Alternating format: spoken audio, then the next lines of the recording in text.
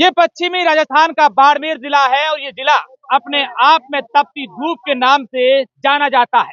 और आज ऐसे ही कुछ हाल है, यहाँ पर भयंकर गर्मी है, उमस है। इसका अंदाजा आप इस बात से लगा सकते हैं कि यहाँ पर सैकड़ों की संख्या में जो यहाँ का युवा वर्ग है, जिनके शर्ट जो हैं, जिनके कपड़े पसीने से लथपथ है। और इन युवाओं की मांग है कि राजस्थान में मुख्यमंत्री भजनलाल शर्मा ने हाल ही में जो महिलाओं को 30% से बढ़ाकर 50% आरक्षण दिया है, उसका ये लोग विरोध कर रहे हैं। और साफ तौर पर इनका यही कहना है कि भाई, हमने आपका क्या बिगाड़ा है, हमारा हक क्यों छीन रहे हैं। लेकिन इसकी दूसरी तरफ राजस्थान से कई तस्वीरें ऐसी भी सामने आई जहां पर महिलाओं ने इस फैसले के बाद मुख्यमंत्री का स्वागत भी किया। अब ये तमाम युवा नेता और युवा वर्ग हैं, इनसे ये जानने की कोशिश करेंगे कि आखिर इनका तर्क क्या है, ये किस बात को लेकर सरकार से खफा है। क्या नाम है आपका भाई साहब?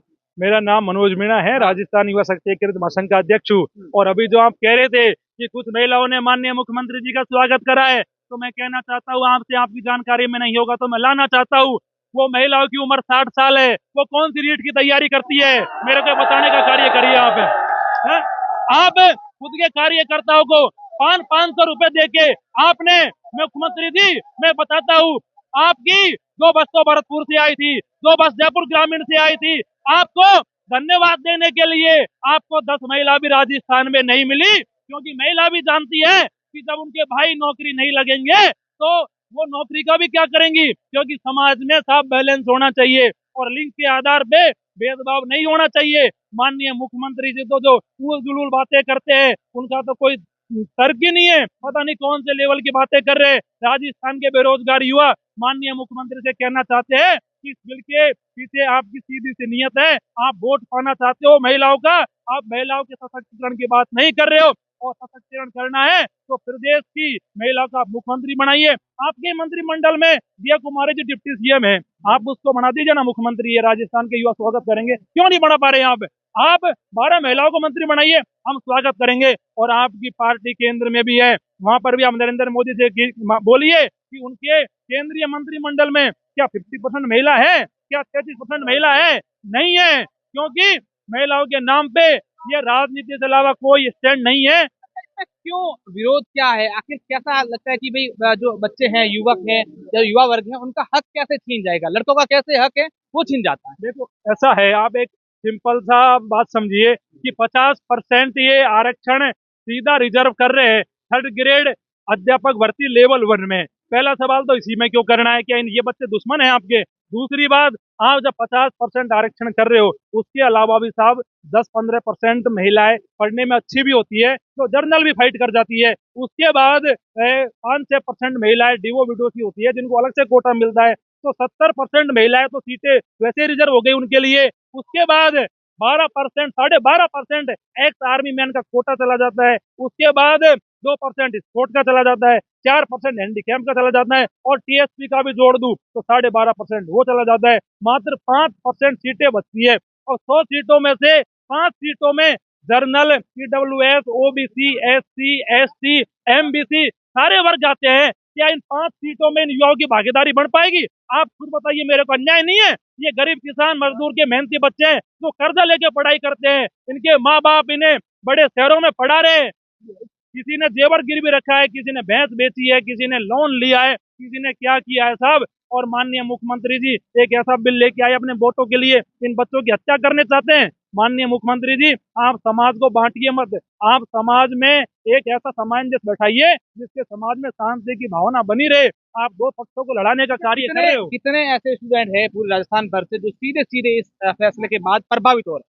देखो, राजस्थान में 40 लाख बेरोजगार युवा बचते हैं, ये तो रजिस्टर्ड है, जो अभी रजिस्टर्ड नहीं होंगे करीबन ऐसे मानिए कि 50-60 लाख के समथिंग बेरोजगार युवा सीधे इफेक्टेड होते हैं। और दूसरी बात, उन बेरोजगार युवाओं के आप घरवाले परिवार को जोड़ोगे, क्योंकि एक घर में कोई नौकरी लगता है तो पूरे परिवार को संबल मिलता है। और पूरे परिवार को अगर हम कैलकुलेट करें तो राजस्थान की जनसंख्या का 1/3 हिस्सा इस आरक्षण से प्रभावित हो रहा है, और ये युवा प्रभावित हो रहे हैं, यानी बड़ी संख्या में 1/3 हिस्सा प्रभावित हो रहा है। मेरे को नहीं पता कि माननीय मुख्यमंत्री के सलाहकार कौन है जो उन्हें ये भी बात नहीं समझा पाए कि कम से कम 2.5-3 करोड़ आबादी इसके खिलाफ चली जाएगी और आपकी सरकार सत्ता से बाहर हो जाएगी। बिल्कुल, आप बताएं क्या नाम है आपका और क्या आखिर चाहता क्या है इस जो फैसला लिया गया, इसमें कैसे बदलाव किया जाए, या फिर अभी मैं कुछ बच्चों से बात कर रहे, बच्चे कह रहे थे कि हमें तो हमने जो खर्च किया है, हमारे 5 लाख रुपए दे दो, हम मजदूरी कर लें।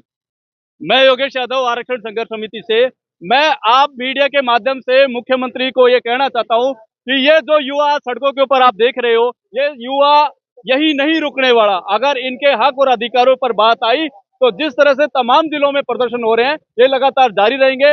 अगर आप लॉजिकली आप देखो तो इन युवाओं के पास, जो ये युवा इकट्ठा इन युवाओं के पास कहीं भी सीटें नहीं बचती है, तो आप बताइए जब इनके पद ही नहीं रहेंगे तो ये किस भर्ती की तैयारी करेंगे।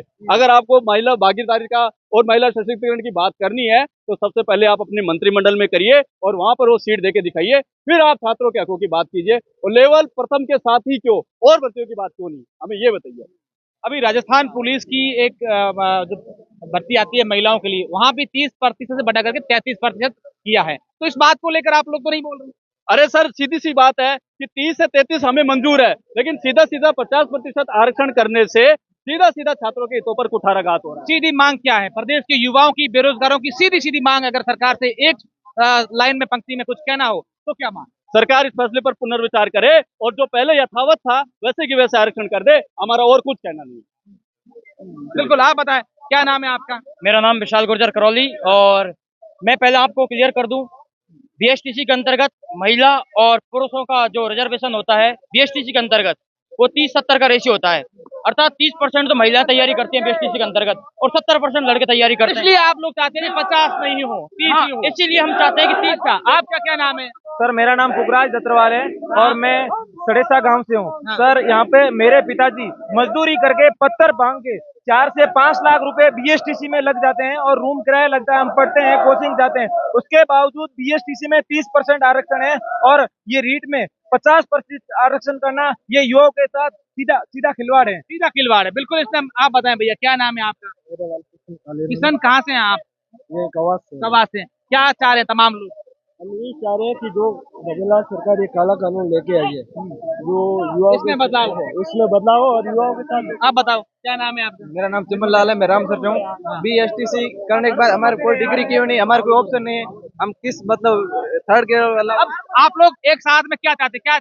हम चाहते हैं यही चाहते हैं कि 50% आरक्षण वापस करो। हमारा आरक्षण। हाँ। सर हमारा कहना अध्यापक भर्ती में आरक्षण होना ही नहीं चाहिए, एक आरक्षण से लगा हुआ तो यार ऐसा तो नहीं कि भाई आप महिलाएं भी तो हैं, आपके परिवार की सदस्य। मेरिट बराबर रहती है ना, कहाँ हमारे और उनकी महिलाएं की मेरिट बराबर रहती है। पिछली जो भर्ती हुई रीट 2022 के अंदर, उसमें महिलाएं 46% आरक्षण दिया, इतनी सीटें। बिल्कुल, ये तमाम युवा हैं जिनका साफ तौर पर कहना है कि सरकार ने जो ये आरक्षण को लेकर फैसला लिया है, इसमें हम लोग बदलाव चाहते हैं। सहयोगी भरत है, मैं आपका साथी अशोक शेरा।